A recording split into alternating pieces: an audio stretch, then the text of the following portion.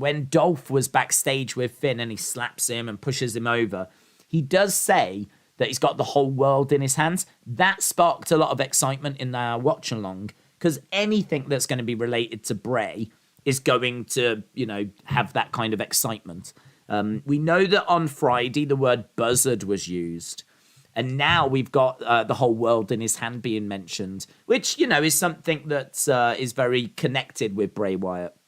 The only thing I would say about it is it could be a reference, and we could see these little Bray references being dotted in the shows as we get closer towards maybe a vignette or maybe his return even at Clash at the Castle. I just don't quite get this one, though, because for me, when Michael Cole talks about Buzzard and mentioned Buzzard, he was talking about Happy Corbin.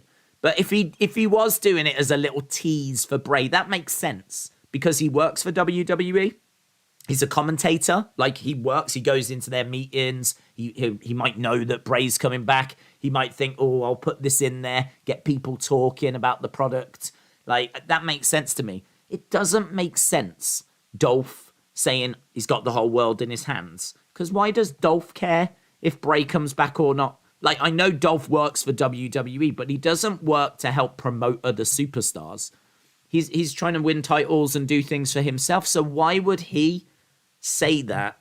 Why would they tell him to say that? I can't. That one doesn't make as much sense to me.